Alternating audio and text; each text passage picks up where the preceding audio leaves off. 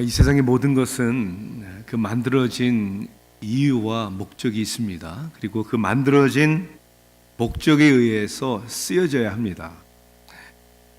그러나 더욱 중요한 것은 어떤 목적으로 쓰여져야 되느냐도 중요하지만 누구의 손에 들려 있느냐가 중요한 것이죠.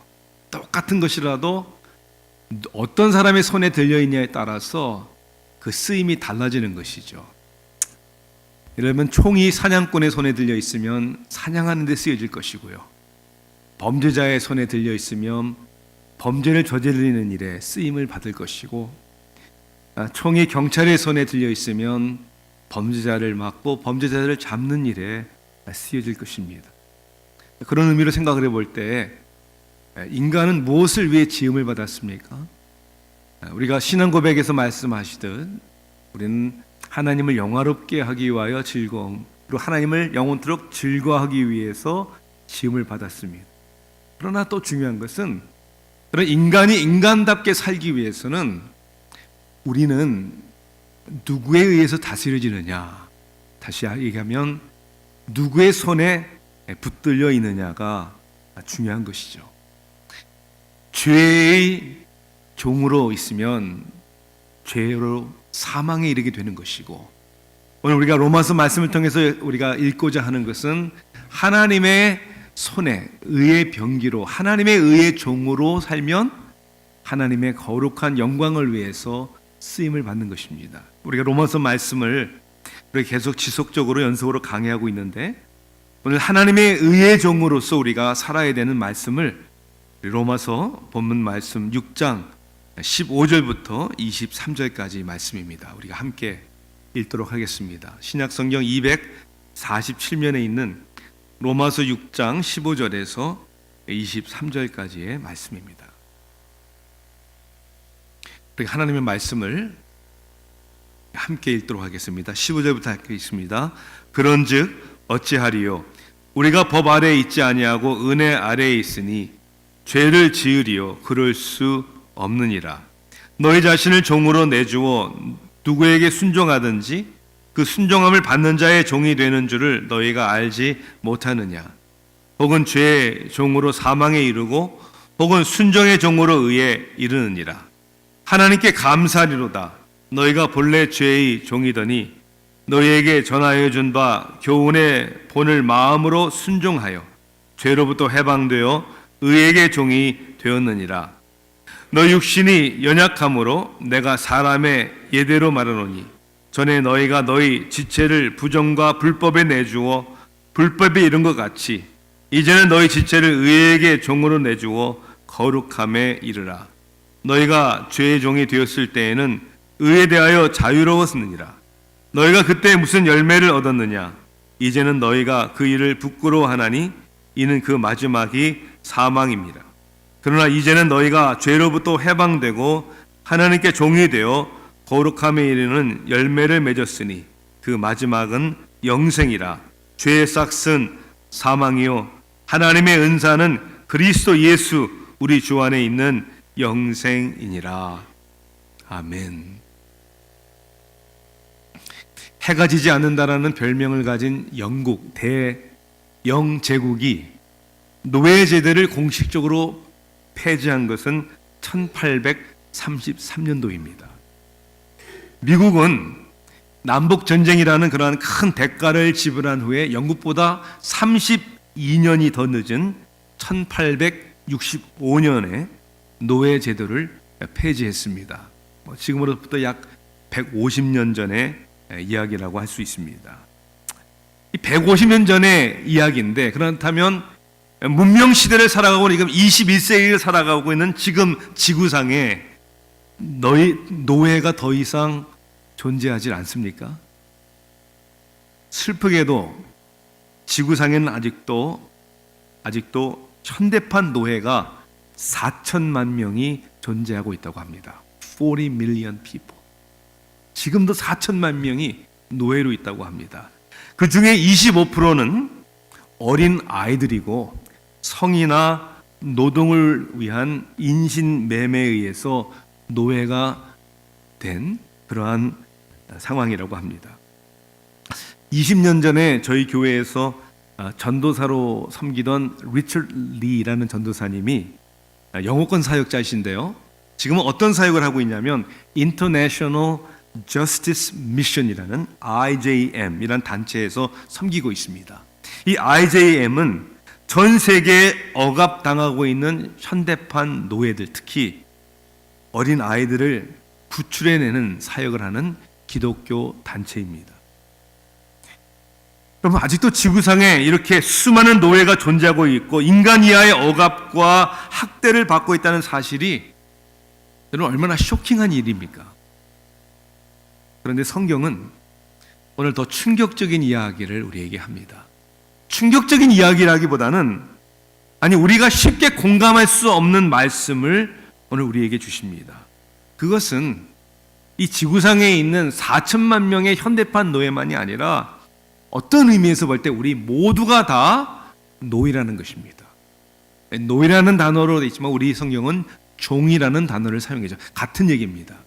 이 지구상에 있는 모든 사람들은 한 사람도 예외 없이 다 누군가의 slave, 종이라는 것입니다. 다만 차이는 무엇에 혹은 누구의 노예이냐, 이것의 차이라는 것이죠. 이 본문은 이렇게 얘기합니다. 우리가 죄의 노예인가 아니면 하나님의 의의 노예인가, 마귀의 노예냐 아니면 하나님의 종이냐, 이 차이밖에 없다는 거죠. 그러니까 어떻게 보면 우리가 종이다, 우리가 노예다라는 표현은 마치 우리와 상관없는 것 같고, 그러니까 마음에 쉽게 와닿지 않습니다. 그렇지만 이 로마서를 읽은, 이 로마서 편지를 받은 그 당시의 그리스도인들에게는 이 노예, 종이라는 것이 너무나 쉽게 공감할 수 있는 그러한 컨셉트요, 표현이었습니다. 로마가 지배하던 당시에 인구의 30%에서 40%가 노예였다고 합니다. 그러니까 3명 중에 1명은 노예였습니다. 이 노예가 된 이유는 붙잡혀서 강제로 노예가 된 사람도 있고, 빚을 져서 노예가 된 사람도 있고, 또 노예의 후손으로 자녀로 태어나서 노예가 된 사람도 많았지만 스스로 노예가 된 사람들도 많았다는 거예요. 정말 찢어지게 가난하던 그 시절에 하루 3끼 밥 먹을 수 있는 기회를 위해서 밥 먹을 수만 있다면, 내가 생명을 부지할 수만 있다면, 그래서 자기의 선택으로 노예가 된 사람도 많았다는 거예요. 그래서 그 당시에 이 사도 바울이 이 편지를 쓰는 가운데 이 노예, 종에 대해서 이해를 돕기 위하여 이 바울이 16절에 적어도 성경이 얘기하는 노예의 정의를 얘기합니다. 16절 한번 다시 보실까요? 이렇게 얘기합니다. 너희 자신을 종으로 내주고 누구에게 순종하든지 그 순종함을 받는 자의 종이 되는 줄 너희가 알지 못하느냐. 즉 내가 누구에게 순종하느냐에 따라서 나의 순종을 받는 그 사람의 그 무엇에 우리의 종이 다 되는 겁니다. 그것이 성경적인 종, 노예의 의미입니다. 우리가 보면 우리 인생이 보니까 종의 인생이에요. 보니까 페이멘트 인생이잖아요. 보면 내 삶을 페이멘트하기 위해서 살아가야 되는. 자, 그러나 좀 더 깊은 성경적인 의미를 볼 때 하나님께서 우리를 창조하셨습니다. 우리는 창조주가 아니에요.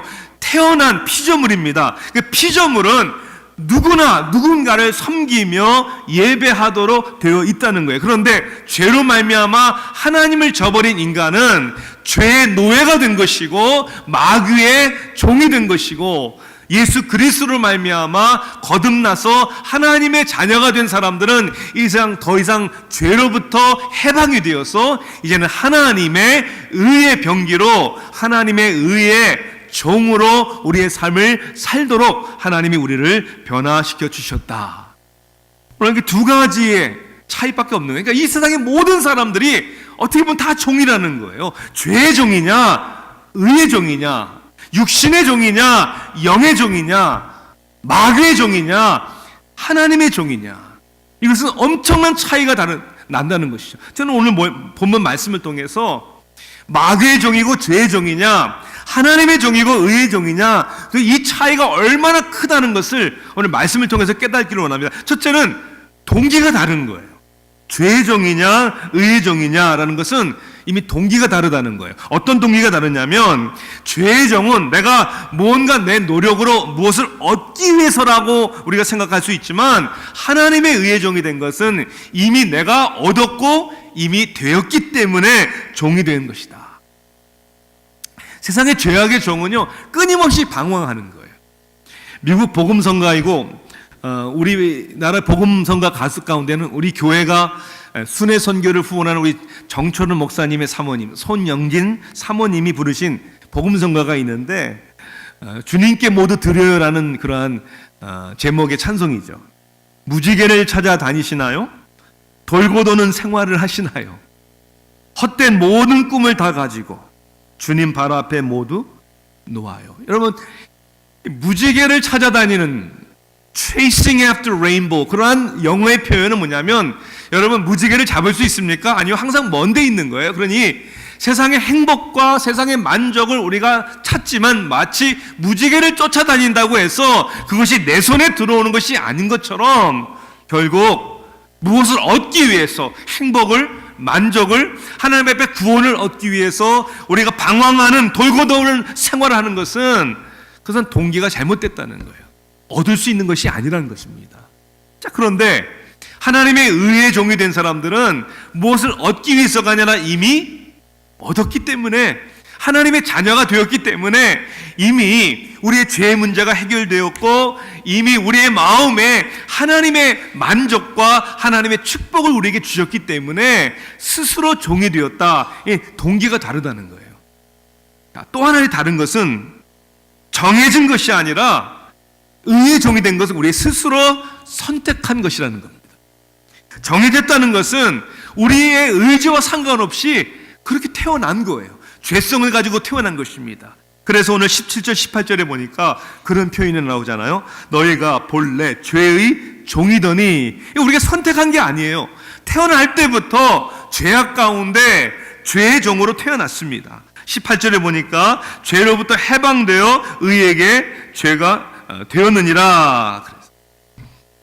의에게 종이 되었느니라 그랬어요. 그리고 두 번째 의로 종이 된 것은 우리가 그리스도 안에서 해방됨으로 이제는 스스로 선택한 것입니다. 사도 바울이 얘기한 것처럼 나 스스로 종된 바울은 이렇게 얘기하잖아요.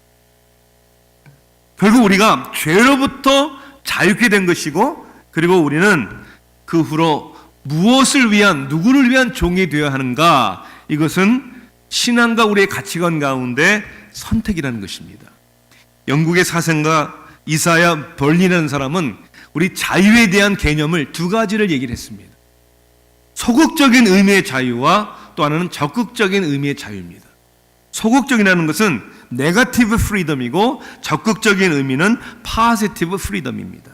소극적인 의미에서 자유는 뭐냐면 이런 거죠. 우리가 어떤 무엇으로부터 타인으로의 간섭으로부터 자유를 받는 것.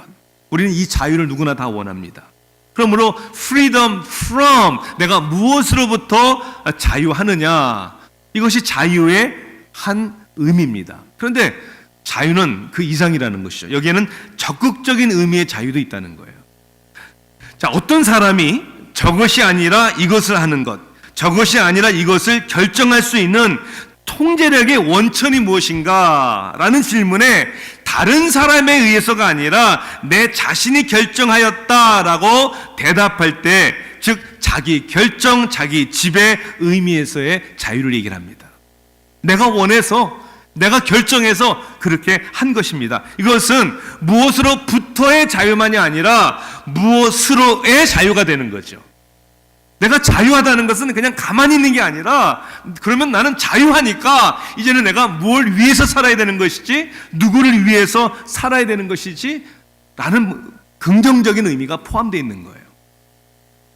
결혼한 사람들은 이 반지를 끼잖아요. 이 반지의 의미가 뭡니까? 이 반지는 내 자신을 위해서인 거지만 다른 사람들에게도 보여주기 위해서 반지를 끼는 거예요. 이 반지를 끼는 의미는 나는 결혼했다라는 의미를 가지고 있어요. 근데 좀 더 구체적으로 말하자면 이 결혼 반지를 끼고 있는 사람에게는 두 가지의 의미가 전달되는 거예요. 먼저는 자유를 잃은 것 아니 포기하는 의미가 있는 거예요. 무슨 포기입니까? 결혼을 하는 순간, 결혼 반지를 낀 순간 다른 모든 여자 혹은 여자에게는 모든 남자와 이제는 상관이 없게 된 것이다. 그래서 아무리 관심이 있어도 손가락에 반지 낀 걸 보면 아유 저 사람 결혼한 사람이네 라고 포기해야 되는 거잖아요. 모든 남자 혹은 모든 여자로부터 나는 상관이 없는, 나는 자유한, 포기가 한 사람이다. 그런 의미가 있고, 그리고 더 나아가서는 긍정적으로 이제 결혼을 했으니까 자유로 한 여자를 평생, 한 남자를 한눈 팔지 말고 신의를 지키면서 한 사람을, 내가 자유하지만 한 사람을 위해서 평생을 살아가면서 살겠다라는 긍정적인 의미가 포함되어 있는 것이죠. 자, 그것이 성경적인 자유라는 것. 그리스도와 결혼한 우리들은 이제는 다른 우상 숭배를 섬기지 않겠습니다. 이제는 죄의 종이 되지 않겠습니다. 그리고 죄의 정죄와 멸망과 하나님의 심판으로부터 나는 자유합니다라는 자유도 포함되지만, 이제는 그 자유 가운데 어떻게 살겠습니다? 이제는 나는 주님만을 바라보고 주님을 위해서 주님의 사랑을 받고 주님을 사랑하면서 나는 살아가겠습니다. 자, 그렇기 때문에 오늘 본문에 보면은 명령어가 나옵니다. 무슨 명령어가 나옵니까? 19절 말씀 보니까 이제는 너희 지체를 의에게 종으로 내주어 거룩함에 이르라. 성경에 이렇게 하라 저렇게 하라는 명령어가 많이 나옵니다. 여러분, 이것이 부담이다, 짐이다라고 생각하는 사람들은 아직도 죄로부터 자유한 사람이 아닐 수 있는 거예요. 이것이 명령이 쉬운 일은 아니지만 우리에게 짐이 되지 않는 이유가 뭐냐면 그렇게 원하는 마음이 우리 가운데 있기 때문이에요. 그래서 신학자들은 이렇게 얘기합니다. 성경의 imperative, 명령어는 반드시 indicative, 직설법에 근거해야 한다. 다시 얘기하자면 하나님께서 우리에게 자유를 주셨기 때문에 의의 종이 될 수 있는 것이고, 하나님이 우리를 거룩한 하나님의 자녀로 삼아주셨기 때문에 하나님 앞에 거룩한 삶을 살고자 하는 명령에 순종할 수 있고 순종하기를 원한다는 거예요. 우리가 명령에 순종하는 것은, 그럼 명령에 순종할 수 있는 것은, 더 나아가서 명령에 순종할 수 있는 것은 하나님이 이렇게 먼저 우리에게 하나님의 자녀가 되는 은혜를 주셨기 때문이다. 그것이 오늘 성경의 이야기입니다. 갈라디아서 5장 16절 말씀을 보니까 우리 신앙생활의 승리를 위한 이러한 비결의 말씀을 주시죠. 내가 이르노니 너희는 성령을 따라 행하라. 그리하면 육체의 욕심을 이루지 아니하리라. 다시 얘기하자면 우리 신앙에서의 거룩하고 승리하는 삶의 비결이 뭐냐면 적극적인 삶이라는 거예요.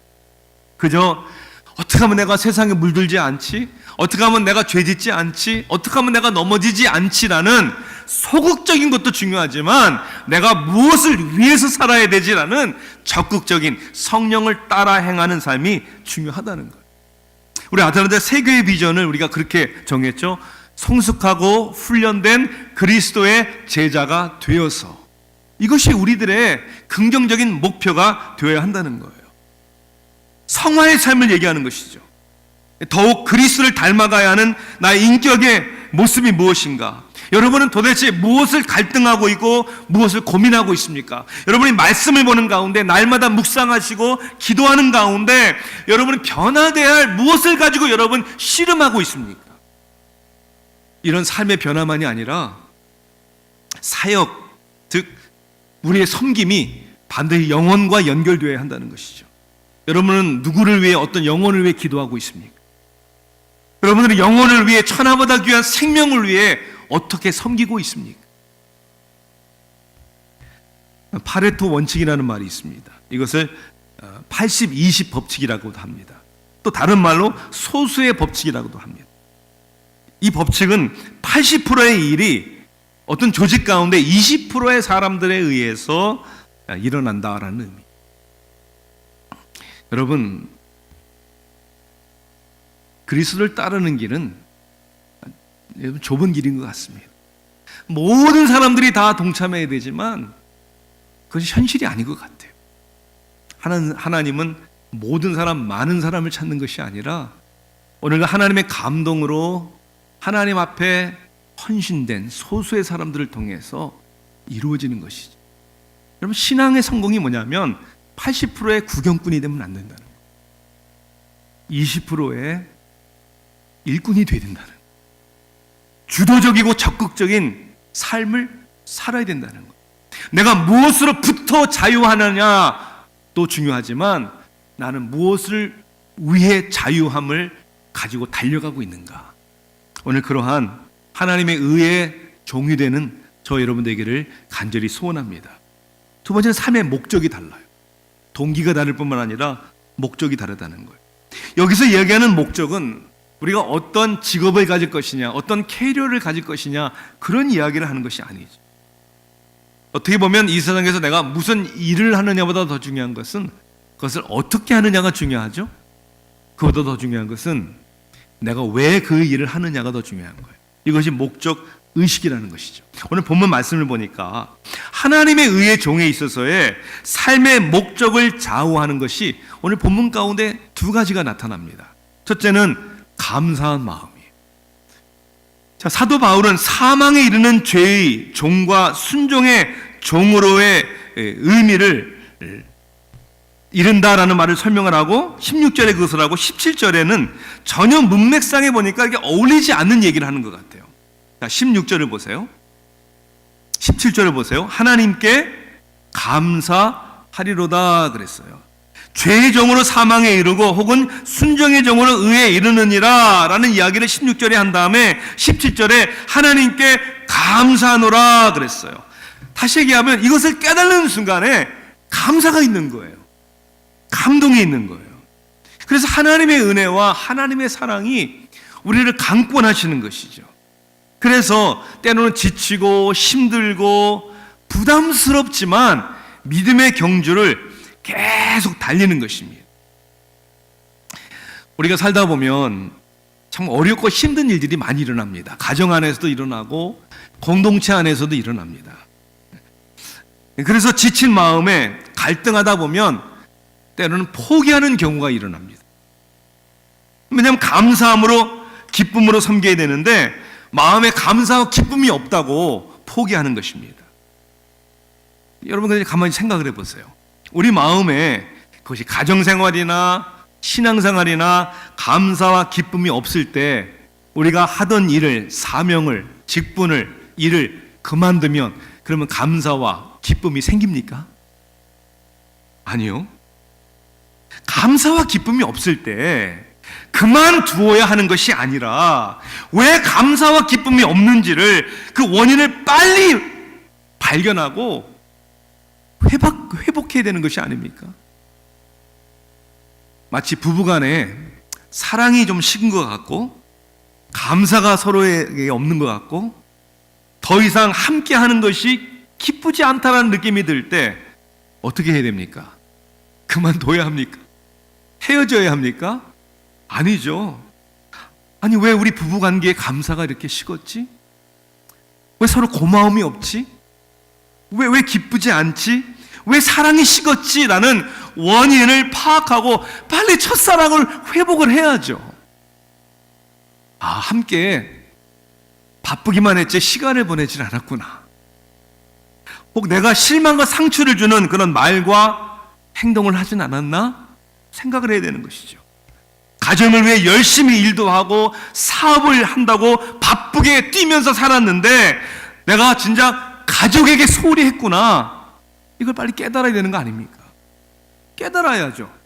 회개해야죠. 그리고 변화되어야죠. 그래서 다시 감사와 기쁨과 사랑의 감동이 회복되어서 내가 해야 하는 일을 마땅히 해야 하고 더 효과 있게 열매 있게 하도록 결국 누가 변해야 됩니까? 내 자신이, 그리고 내 자신의 마음이 변화되어야 한다는 것이죠. 그런데 거꾸로 왜 자신이, 무엇보다도 자신의 마음이 변화되어야 된다는 사실은 잊어버리고 자꾸만 상황을 바꿔야 되고 사람을 바꾸면 해결된다는 착각을 하게 됩니까? 여러분 이건 신앙생활을 완전히 거꾸로 하는 것입니다. 아니 잘못하는 것입니다. 우리 스스로에게 한번 오늘 물어봐야 되는 거예요.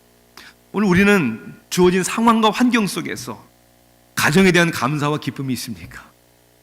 우리 공동체 안에서, 신앙생활 안에서 힘들고 어려운 일이 있지만 하나님의 의의 종이기 때문에, 하나님의 은혜와 사랑이 우리를 강권하기 때문에 때로는 부담되고 힘들고 어려워도 공동체 안에, 여러분의 섬김 가운데, 여러분의 사역 가운데, 저의 목회 가운데 감사가 있는지, 기쁨이 있는지. 사도 바울은 죄의 종과 다른 의의 종에 대한 얘기를 하면서 감동이 되니까 하나님께 감사리로다. 여러분, 순간순간마다 이렇게 하나님 앞에 정말 감사합니다, 하나님 정말 고맙습니다 라는 이런 감동이 있습니까? 그 감동이 우리의 삶의 목표를 잃어보지 않게 하는 것이죠. 자, 또 하나는 사명의식이에요. 사명의식. 그리고 내가 무엇을 위해 사는가? 19절에는 어떤 단어가 나오냐면 내 주어라는, offer라는 단어가 나옵니다. 이건 사명감이죠. 그냥 책임감이 아니라 사명감입니다.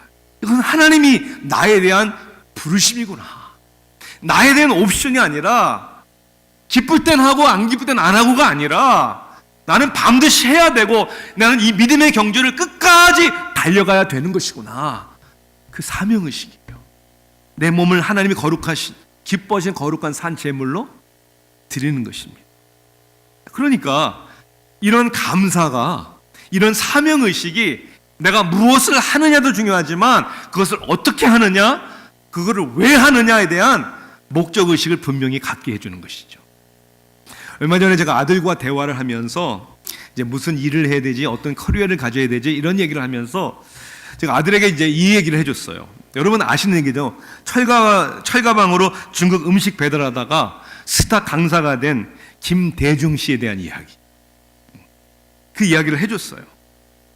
제 아들이 미국에서 태어나서 자랐지만은 고등학교 때 부산에 있는 동의대에서 그 유도팀과 함께 합숙 훈련하면서 그 형들하고 중국 음식 배달을 많이 먹어봤어요. 그래서 짜장면 배달, 철가방을 잘 알고 있어요. 예. 똑같이 짜장면 배달을 해도 어떻게 하느냐에 따라서 그냥 평범한 중국 음식 배달부가 되기도 하고 이 김대중 씨처럼 스타 강사도 될 수 있다. So it's not just what you do, 뭘 하느냐보다도 it's how you do it. 그러니까 뭘 하든지 정말 잘해야 된다. 이 김대중 씨가 쓴 책 가운데 이런 제목의 책이 있습니다. 태풍이 불어도 철가방은 달린다.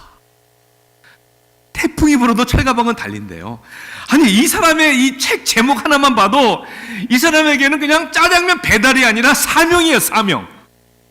태풍이 불어도 나는 가야 된다는 사명이 있는 거예요. 그리고 이 사람에게는 열정이 있다는 걸 느낄 수 있지 않습니까? 열정.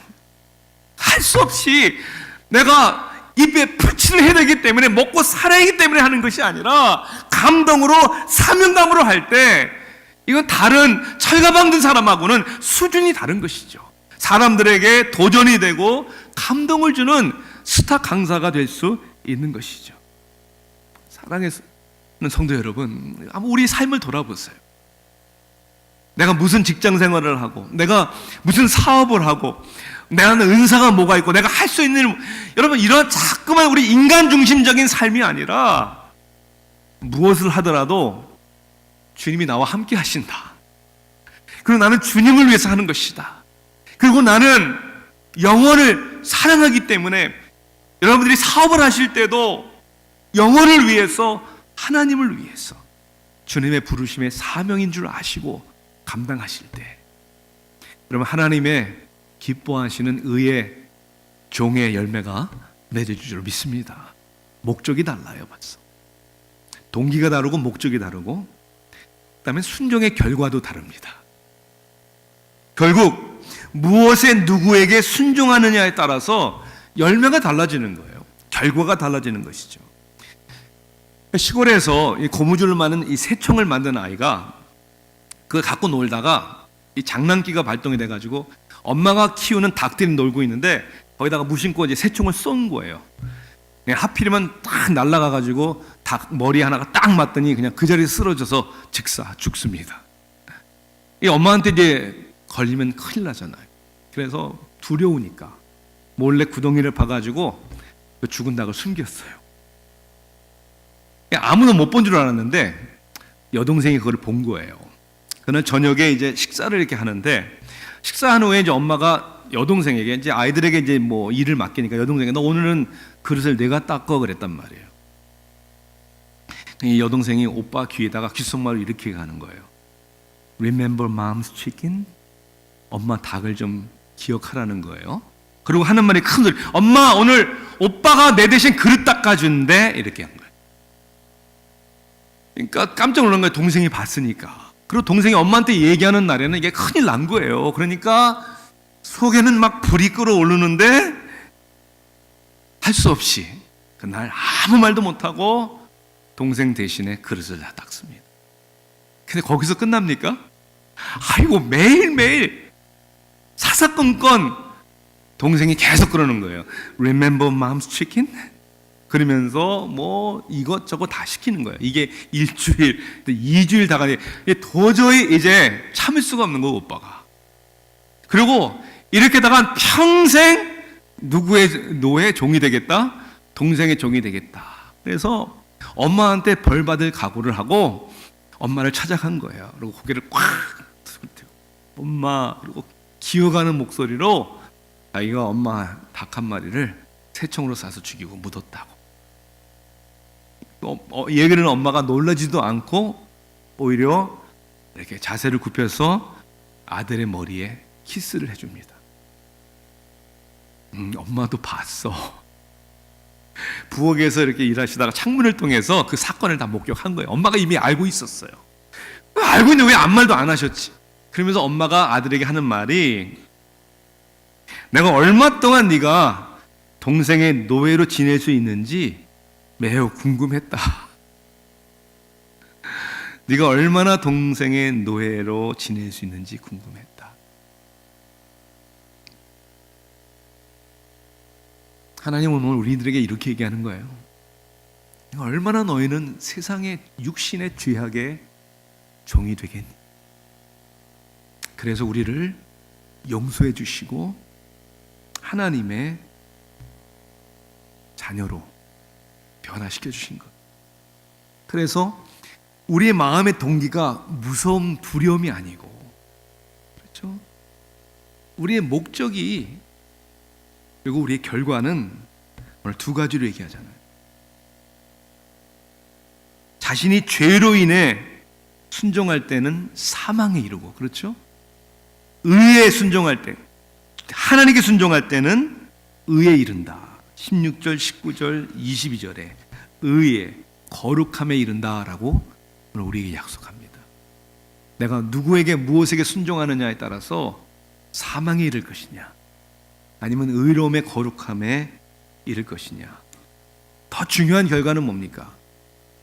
죄에 대한 순종은 사망에 이르고, 그다음에 의에 대한 순종은 생명에 이른다. 오늘 본문은 말씀하고 있습니다. 22절, 그러나 이제는 너희가 죄로부터 해방되고 하나님께 종이 되어 거룩함에 이르는 열매를 맺었으니 그 마지막은 영생이니라. 죄의 싹은 사망이요 하나님의 은사는 그리스도 예수 우리 주 안에 있는 영생이니라. 의로움에, 거룩함에, 영생에 우리가 이르도록 이미 하셨고, 그리고 그것을 누리도록 하나님 우리에게 약속해 주셨다는 거예요. 그런데 지금도 우리의 매 순간마다 마귀는 우리의 귀에 뭐라고 속삭이죠? 여동생이 오빠에게 Remember mom's chicken? 이렇게 얘기한 것처럼 우리에게 늘 이렇게 속삭입니다. 근데 네가 뭔데? 너 여전히 부족하잖아. 너 또 혈기 부렸잖아. 너 주님 앞에 그렇게 살기로 해놓고 약속 어겼잖아. 네가 뭔데? 네 그런 모습으로 네가 무슨 구원을 받았어? 네가 무슨 하나님의 자녀야라고 계속해서 우리에게 속삭입니다. 그럴 때 여러분 어떻게 하시겠어요? 여러분 어떻게 응하시겠어요? 종교개혁을 이루기 위해 하나님이 사용한 마틴 루터는 수많은 마귀의, 사람에게만이 아니라 마귀의 공격을 받았다고 합니다. 이건 전해 내려오는 전설이에요. 그런데 이 전설 가운데는 마틴 루터가 성경을 번역하고 공부하던 방에 마틴 루터가 잉크병을 던져가지고 벽에 잉크가 흘러내려온 자국이 옛날에 있었다고 그래요. 그 이야기의 전설의 스토리는 뭐냐면 늘 그 마귀가 나타나서 벽에 나타나서 그렇게 마틴 루터를 참소하고 고소했대요. 네가 뭔데? 네가 무슨 인물이야? 그럴 때마다 마틴 루터는 너무 우울증에 빠지고 자신이 없는 자기 자신이 너무나 부끄럽고 그때 너무나 화가 나서 마귀를 향하여 벽에 잉크병을 던졌다는 거예요. 잉크병이 흘러내린 것이. 사랑하는 성도 여러분, 마귀가 우리에게 속삭일 때마다 하나님의 말씀을 던지시기를 주님의 이름으로 축원합니다. 예수 그리스도의 보혈의 피를 던지시기를 주님의 이름으로 축원합니다. 현실이에요. 맞아요. 부족해요. 하지만 하나님의 은혜잖아요. 선물이라고 그랬잖아요. 자격이 아니라 우리를 위하여 십자가에 죽으신 그분이 우리의 믿음으로 말미암아 우리를 의롭다 칭함을 주셨다고 했으니 마귀가 우리의 삶에 속삭일 때마다 하나님의 말씀으로 대적하시기를, 예수 그리스도의 보혈로 물리치시기를, 그리고 담대히 여전히 우리와 함께 하시고 우리를 도우시는 성령의 은혜와 능력으로 말미암아 하나님의 영광을 위하여 하나님의 의의 도구로 오늘도 승리하는 저와 여러분 되기를 주님의 이름으로 축원합니다. 기도하시겠습니다. 사랑의 하나님, 우리 마음속에 여전히 원수 마귀는 자격이 없는 우리를 정죄하고 실망과 좌절에 빠지게 합니다.